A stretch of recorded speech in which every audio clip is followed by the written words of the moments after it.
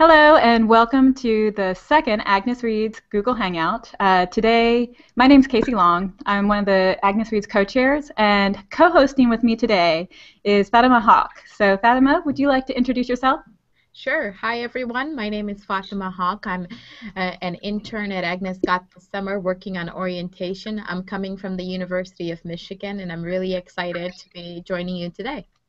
That's great. Thank you for joining us. I'm really excited to have her here. She is going to be facilitating the question and answer portion. And just so you guys know, you have the option to send us in questions. So hopefully when you clicked on the stream, you saw a Q&A box appear. So we want to hear from you. We want to know what kind of questions you have about the book, anything that you have to say regarding our guest speaker's talk, or if you even have questions about what's expected of you through the Agnes Reads program. I know that each of you have to write, well, the incoming students have to write a letter to their advisor. So if you're one of those folks, then feel free to ask some questions about that as well. So we really want to hear from you.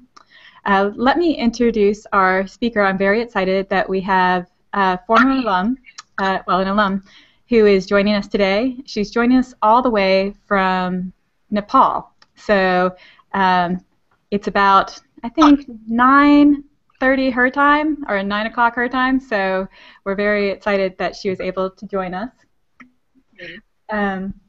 So I just wanted to make sure I got my slides up. So our guest speaker is Aditi Adhikari. She came to Agnes Scott from Nepal as an international student in the fall of 2009. And at Agnes Scott, she majored in political science, minored in education, found a mentor, learned about post-colonial feminism, and gained confidence as a writer.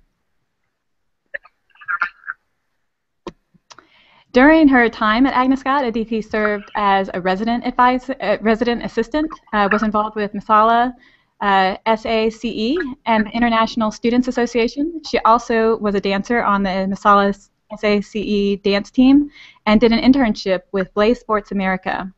She also attended the 22nd Annual Georgia Women's Assembly.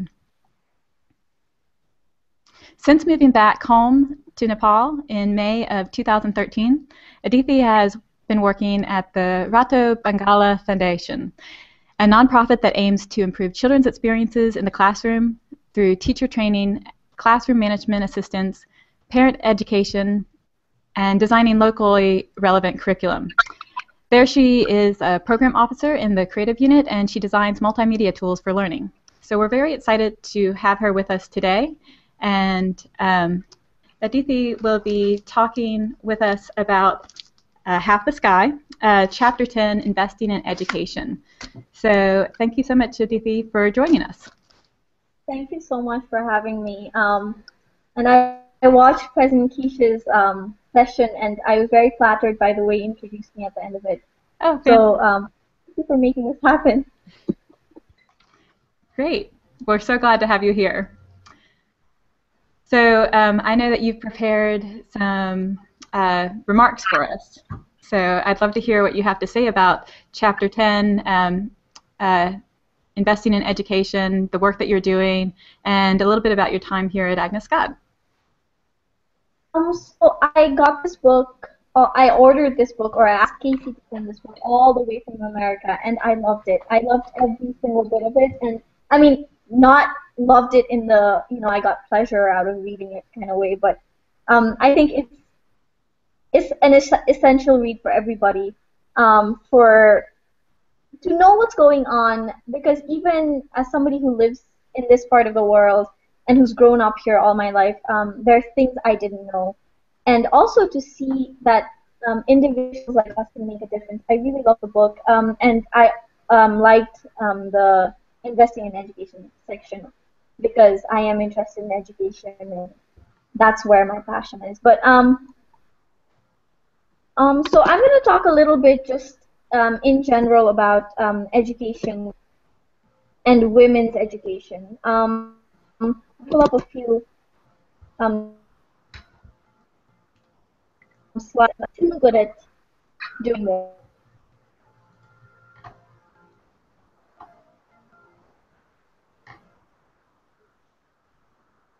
Yeah, it can be tricky trying to display those slides. But actually, the point I'm trying to make is that lots more women go to college in America currently than men. A lot more women are getting college. Okay, let me try to do this. Yeah, take your time with that for a second. But in the rest of the world, can you guys see anything? Not yet. Okay, give me a few seconds. Yeah, you just click the green button on the left side and then choose the slides that you want to view.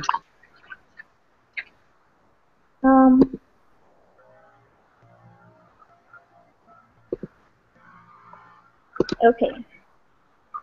Is the share of the pink figures women who are going to college, and the blue figure is men that are going to college. In the bottom, you can see the figures for 1970. It's 3.5 million women and 5 million men. On the second, the one in the middle, is for 2010, which is 9 million men and 12 million women. And for 2019, the projected numbers are 9.5 million men and 14 million women. And the figures actually seem to be very similar in the Middle East. I'm going to try to screen different.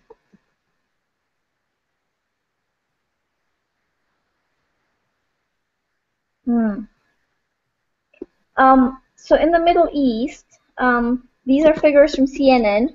In Kuwait, the percentage of women attending college, or the percentage of female college attendees, is 64. In Qatar, it's 63.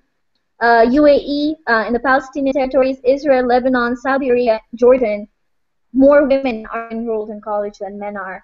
In Oman, it's equal, it's 50-50. And then in Iran, Bahrain, Iraq, and Yemen, more men go to college than women.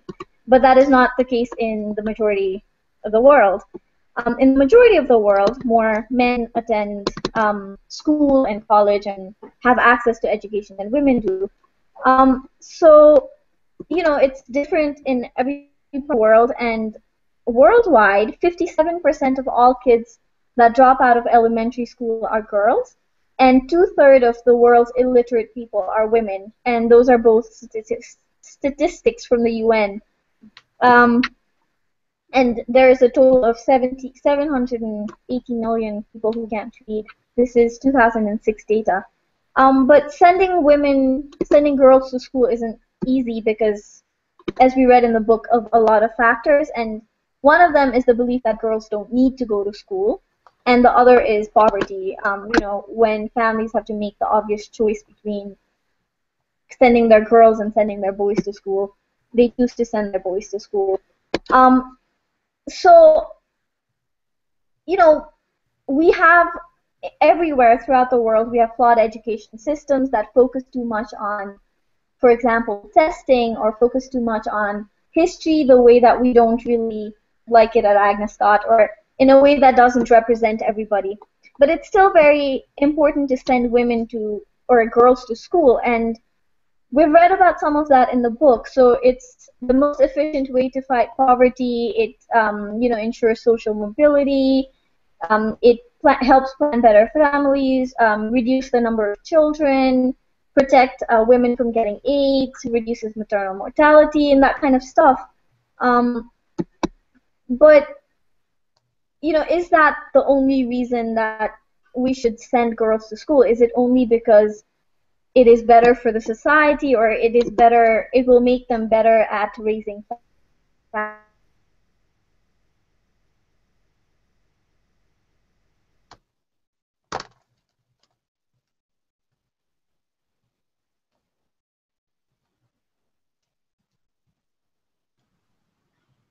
So that's very interesting. I hadn't actually realized that in the Middle East that there were more women going to college than men, that those numbers were rising. So that's really an interesting fact that you've shared.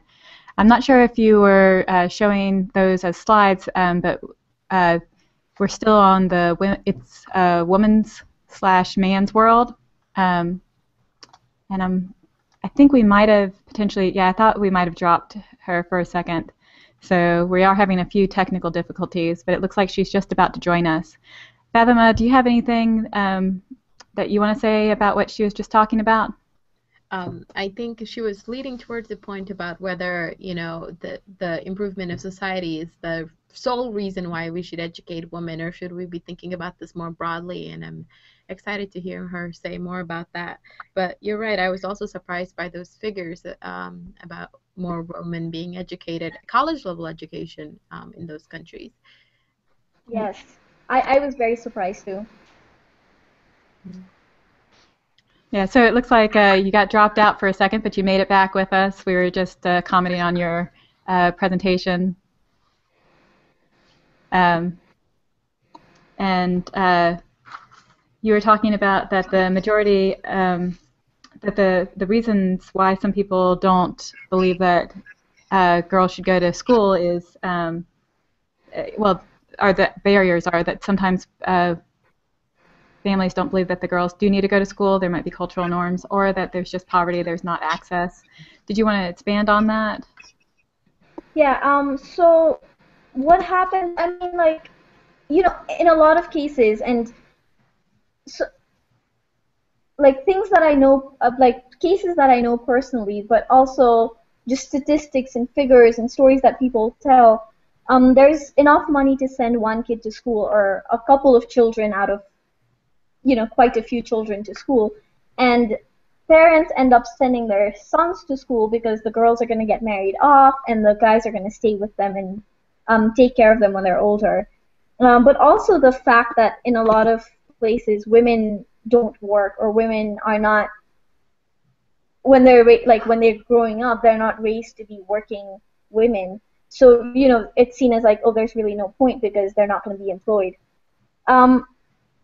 But education does wonders in other respects, like the book highlights most of them, but you know, in reducing the number of children that families have, or protecting women from getting AIDS, reducing maternal mortality, women knowing about nutrition so they can raise healthier children.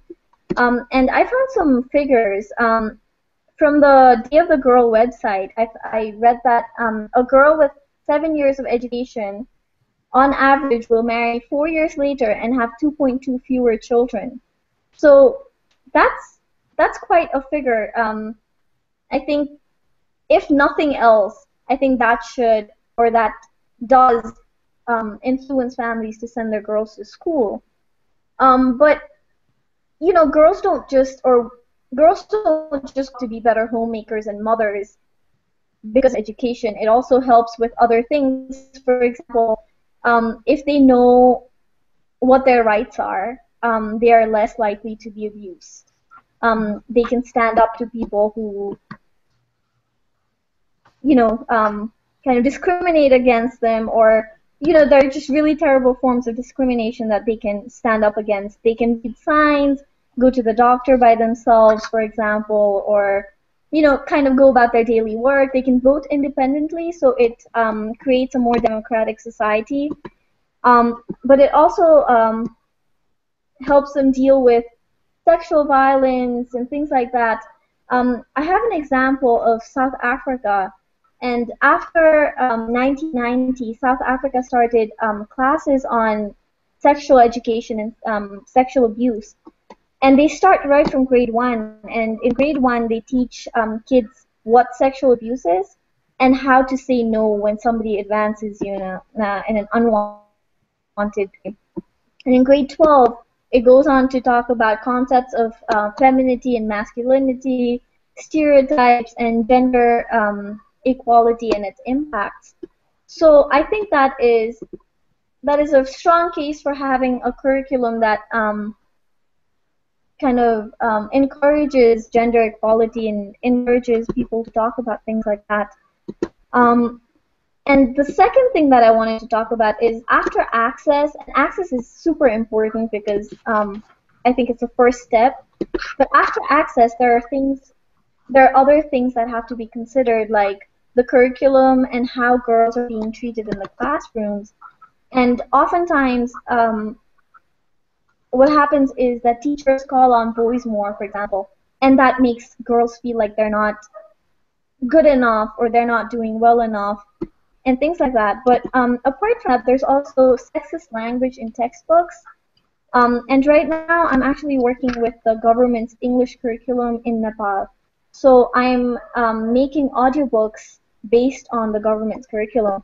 And I find that sometimes there are tiny, tiny ways in which, there are sexist kind of roles in a middle school textbook.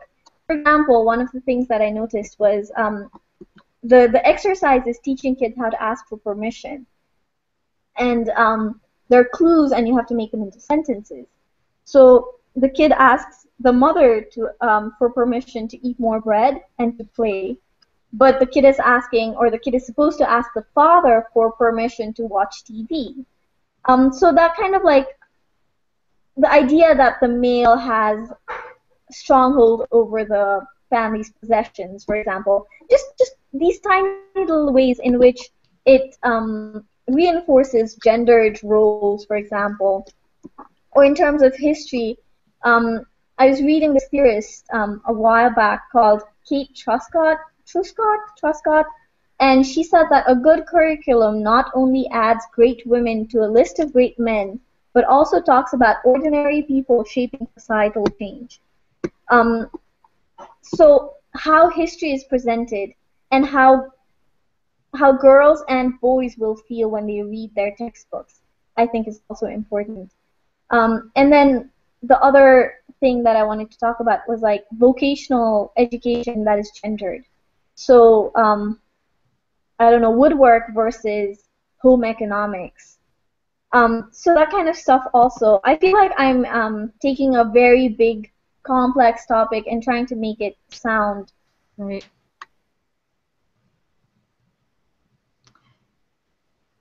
Well, you're doing a good job at tackling this complex topic, so we really appreciate it. I think that so many things that you've been talking about provide better insights into the book and into this chapter. It's interesting that you talked about the sexist language. That's one of the things that wasn't highlighted in the chapter. They did talk about some of the barriers to education being things like not having a place where just basic restrooms for feminine hygiene. So having a place to deal with those kind of issues, that can be a barrier, which was really surprising to me in the book. Also, I found that it was interesting. What was the other one? Just shoes. Having shoes to be able to get there. Those are some other barriers. So I think it's interesting some of the things that you've mentioned, that things like sexist language in textbooks. I think in the United States we have the same problem, or at least when I was growing up, we did have the same problem of boys would get called on more frequently than girls, but it seems like that might be changing. Fatima, you're younger than I am. Do you feel like you experienced any of that? I think that, it's still an issue. I was recently volunteering at a summer youth leadership camp, and it's very obvious that boys do draw more attention, and in studies where they promote single-sex education, one of the arguments is that in co-educational facilities, a lot of times the attention goes towards the boys because the boys might be more rowdy, more attention-grabbing, and the teacher focuses on it, whether they intend to or not. And there's a lot more attention given to boys. And so I used to work at a single-sex institution, the Asian University for Women in Chittagong, Bangladesh, and I taught there for 4 years. And a classroom environment with all girls, for example, is very different from a classroom environment with boys and girls. And for me, that was very surprising. As someone who is conscientious of these dynamics, even then I was struggling with not giving more attention to the boys because they might have more disciplinary issues, for example. And I am talking about youth ages, 12 to 16 or so. So I think that that goes along in the class in how girls are treated in the classroom. And if you have social barriers on top of that, social norms that promote, you know, the hierarchy of boys being more um, you know, valuable than girls, then that adds another layer to it, even if the instructor means to teach both boys and girls. And in Right. terms of the textbook and the sexist language, I definitely think we're still encountering that. I mean, you'd look at a class on leadership at a college level, you know, you're going to be hard pressed to find lots of examples of female leadership, because a lot of the research on leadership to date have been about men and characteristics that men hold. And so even the material we have to work with, the research that has been done in the past is very male centered. So, yeah, that's very interesting. Thanks for sharing your experience. We also have a comment from one of our audience members. Abigail Camden has chimed in. She said that she agrees that boys often get called on more than girls, and that she's had this experience in numerous times in her math and science courses. So the current generation of students is definitely still having that kind of experience. So we were having some technical difficulties again. That's just one of the problems with trying to go across the continents, I assume. But we have our guest back with us. So we were just recapping a little bit about what you were saying, Aditi, about the things like sexist language in the curriculum. That was a very interesting point. Did you have anything else you wanted to share on that? Sorry? I just wanted to know if you had anything else you wanted to share on that. Yeah, like when I've been looking at a lot of middle school textbooks, and I find it in there so often, like, you know, asking the father for permission more and things like that, which may be also culturally kind of loaded. But I mean, I think the way we kind of break out of it is by showing kids that that's not the only way things are done. So I'm trying to kind of get that across, but you know, it's small voice, and I don't know if it's gonna succeed. But I really hope to kind of not have that sexist language, I don't know, 5 years down the line. Right. So can you tell us a little bit more about what you do? You mentioned going looking at these textbooks, but what is your job, and what are the things that you're seeing in the schools there? So I work at the Rato Bangala Foundation, and we work in a lot of different ways to make the educational experience more enriching for children. The education in Nepal is, you know, on the bad side, I'd say, on the not functional side, in a lot of different ways. I'm sorry if there's a lot of background noise, but so when kids go into schools, when they do early schooling, pre-primary and primary classes, there's almost gender parity when they go into classes. When they go into school, there's a 48. The enrollment of girls is 48%, but slowly as girls get older, their enrollment falls. We actually don't really work that much with access to education, because there are a lot of organizations that work with access to education in Nepal. We work more with quality of education, and we train teachers. Mostly, that's what we do. But we also work in other other aspects of education. We work with students, parents, school administration, school management committees, that kind of stuff. So in Doi Lake, which is one of the 75 districts of Nepal, we're working with 513 different primary schools in all these aspects. Some of the things we were doing was taking care of their child clubs, or encouraging more clubs, so that kids could have some extracurricular activities. I went to Doi Lake in January this year, and I got to kind of see how schools work in rural Nepal. It was a very enriching experience. We worked with some kids there. We did some very interesting programming, something like a model United Nations, but we were simulating the parliamentary procedures. as they happen in Nepal. But also, what I do as a part of the creative unit is right now we're making these audiobooks because a lot of the times teachers who teach English cannot pronounce English words correctly. So the kids are learning the wrong pronunciation of different words.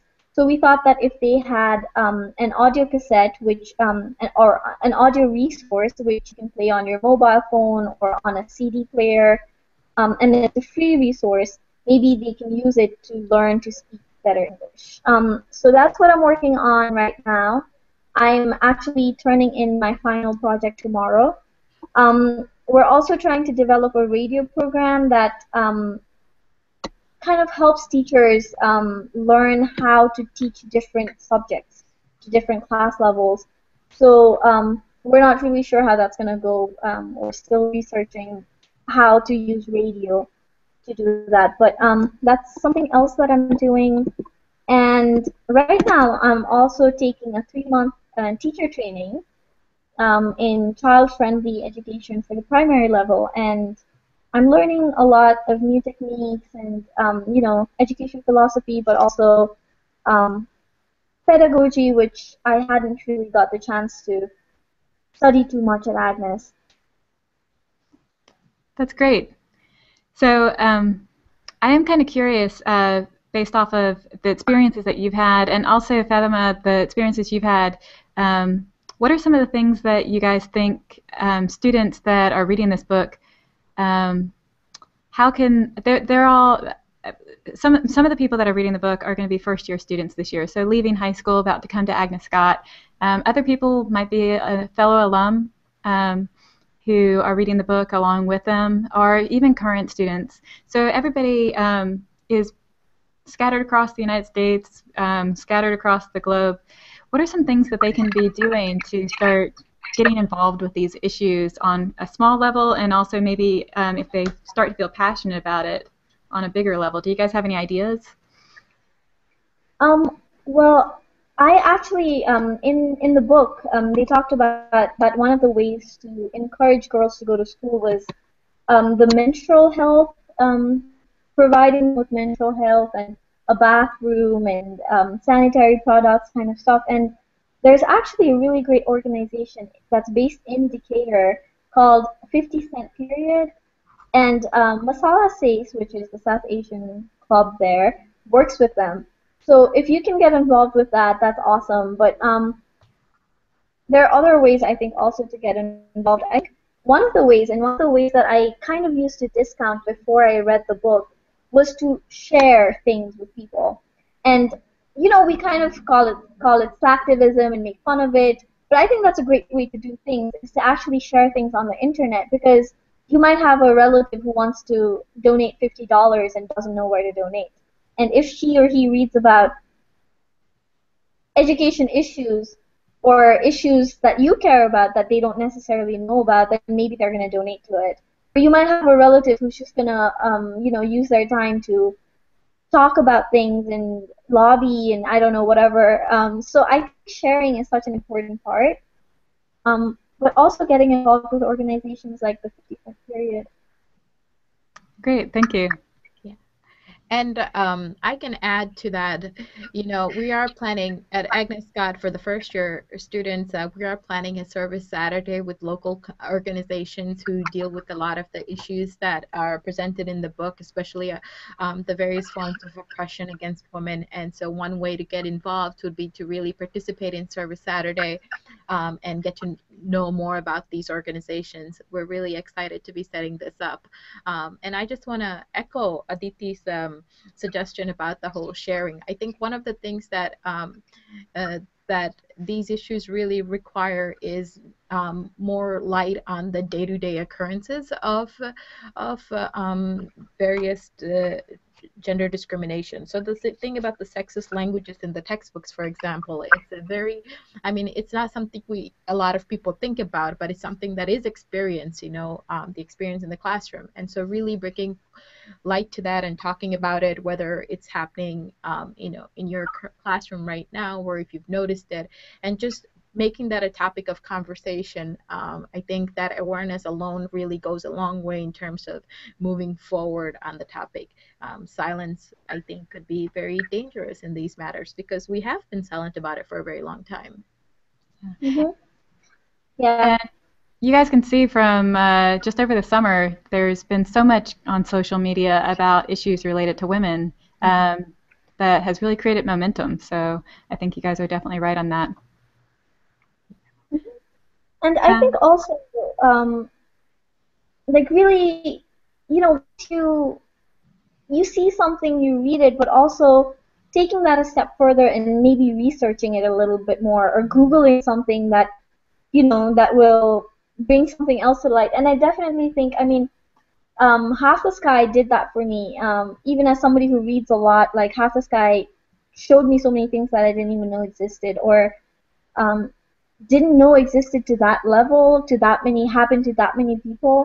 So I definitely think like if you do your own research and read a lot, take a lot of classes about women. I think President Keish said that they were having a lot of, or Agnes has a lot of different exciting classes this semester. I wish I was still there.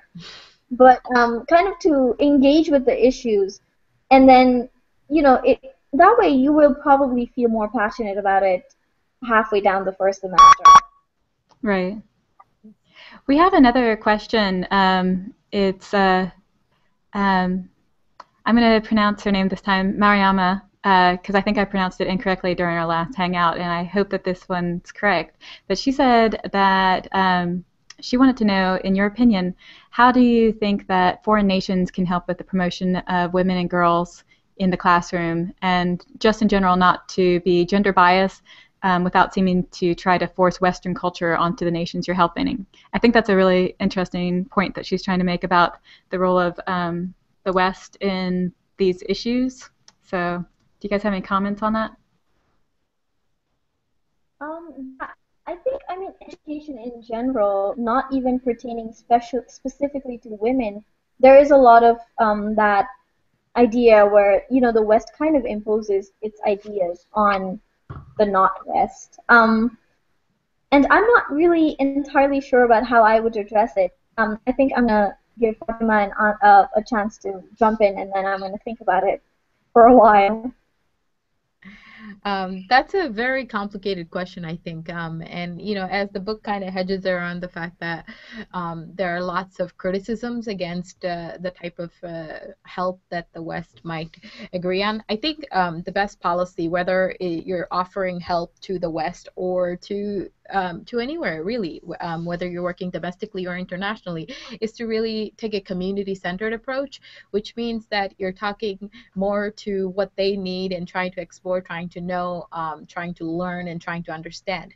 Because this is not about you. I mean, it's great that you or anyone else like myself would want to help, but my idea of a help may not fit what the community needs. So ideally, the main thing would be to try to understand what do they need, like what are they asking for, what is the situation, what are the different factors. I mean, take for example, in chapter 10 when they talk about the company, the Always and Tampax company trying to provide supplies for girls to be able to go to school, but then realizing that there aren't bathroom facilities, and then realizing that that there's a cultural dislike against the disposal of these supplies, and they had to provide incinerators. Like that is a clear example of not understanding what the situation on the ground is, not understanding the cultural context. And so really, in order to provide adequate help, you have to understand the context, and you have to take the time to get to know it. Right. And I think for individuals who may be wanting to donate money to these organizations that are working in these countries, that's one of the roles that they can play, is to examine the ways in which these organizations are working in these countries and question whether they're actively involved with the communities. Is the approach coming from the intervention coming from the ground up? So really, it's not just giving money, but getting involved with the organization and really examining how they're implementing their programs. Yeah, and I think if the organization itself is engaging with the local community, that also helps.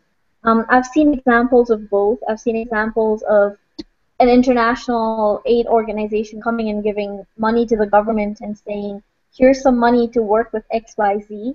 And the government is kind of lost and kind of needs to spend that money because if it doesn't, then it doesn't get any other foreign aid after a while. Um, versus an organization coming and giving money, kind of like understanding the situation and then giving money to a more local agency, or even if it's giving to the government, knowing what is the situation of the place that they're trying to help, and kind of directing it in a less authoritative way, if I may say so. Right.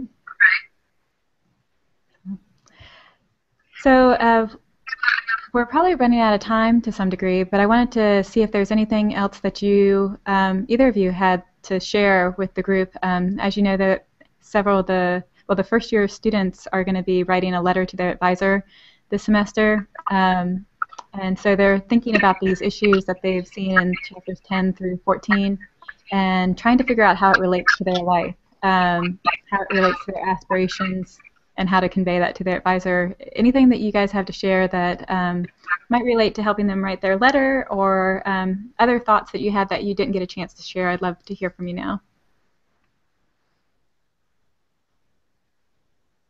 I can't really think of anything specific. I think just really engage with this book. I actually really, really loved it. I'm planning to let a lot of people borrow this book and have them to read it. It's a real eye-opener, not just for people in the West. So engage with the book. If you have time, read all of it, and see how all these issues are interrelated. See how women's health and slavery and prostitution comes together, and kind of maybe education is the thing that ties it all together, maybe not, but kind of try to see the big picture. I think that's the best I can give. Great, that's perfect. Thank you. Do you have anything else to add, Fatima? I'll just echo what Aditi said in terms of like really trying to see the big picture and seeing that these problems are very interrelated, and what happens in one place affects what happens in another. And so one way that you might work to really make sense of what you're reading would be to create some visual graphics representations of it. So one example could be like the concentric circle, and you're looking at one single issue and then you kind of draw out seeing like who else affects it or what else affects it. So it might be the fact that they're the girls' education piece, for example, the girls are not going to school, but then it might be like they have all these health issues with the deworming or the need for deworming medicine. Another issue could be the cultural issues, and you go out from there. And doing just a visual representation like this might help you see the interconnectedness of all of these different things you're reading about, and that might help you organize your thoughts better and reflect a little bit more critically, so that you can write your letter. Yeah, and the experience at Agnes Scott is going to definitely expand the students' minds once they get here. There's going to be so many things that are going to challenge what you come into Agnes Scott believing, and some of it will be things that will change your mind, and some of the things you might just critique and push against. There's the whole idea of education is to challenge and help you figure out what you believe, and to be able to really solidly back that with facts and evidence. So I feel like the students who are getting prepared to write this letter, that you may not know a whole lot about this issue at this moment, but you probably have a reaction. And so I think it's a great idea to, in writing your letter, think about why do you believe what you believe. If you agreed with what you were reading and it inspired you, are there any ways that it relates back to your own life and your own experience? And you can compare and contrast what your own experience is. If you think that, because some people feel like this book is a little bit harsh, and they have a lot of criticism of elements of the books, that's fine too. If you don't think that some of the approaches that are being discussed in the book are really the right way to go about things. Think about why you feel that and express that with some evidence as well. So that would be my advice for writing this letter and trying to really think deeply about these issues. So I want to thank our guest and my co-host for joining us today. This has been fabulous, and I know that when Aditi was here at Agnes Scott, I saw her several times in the library. She was somebody who lived here for the most part in our library because she was a serious researcher. She was a leader on campus, and when I mentioned that she would be doing this, so many people's faces would light up. So I'm really glad that we were able to have her with us today, and I learned so much from you, so thank you. Well, thank you so much. It means so much. I was actually very excited about this too, and I'm glad I could share whatever I could. I don't know. I miss Agnes a lot. I think every alum goes through this, but I miss it all the time. And it's nice to connect in any kind of long distance way we can. Exactly. And Fatima, thank you so much for joining me as well. I wanted to mention a few of the events that's going to be coming up. So let me just pull that up real quick. Oh shoot, it looks like I probably closed it out, but that's okay. So we have a couple of more events coming up. Next Wednesday at 2 p.m. Eastern Standard Time, we will be talking about microcredit. So we have Grace Fricks from ACE Loans who will be joining us. She is the CEO of ACE Loans, which is a microcredit organization in Atlanta. And there's been several people that have been interns there. In fact, I think last year there were 5 Agnes Scott students that were interns there. So she's going to be able to talk about what does microcredit look like in the United States, how did she get involved, and what are some opportunities for Agnes Scott students here. We also have coming up the deadline for the letter, the advisor letter. So we want to have you guys get that in by Friday, August 1st. And then after that's in, you just need to prep yourself for the book discussion groups that will happen. That's on Friday, August, is it 29th, Fatima? Do you remember? I think so, yes. Yeah. It's the 29th or the 27th. It's on a Friday, so let me just double check that. It's the 29th, so I've got it right. So we'll be breaking you guys into groups of probably 15, and you'll be working with the Writing Center tutors and also with the resident life assistants. They'll be guiding you through a discussion about the book. So you'll have a lot of chances to talk about it. And Fatima, do you want to talk about Service Saturday? Sure. And in addition to the discussion, we want to continue thinking about these issues and thinking about what can we do locally, what are things being done. And so in that vein, we are planning some projects for you on Service Saturday, which will take place on September 27th, I believe. Yep.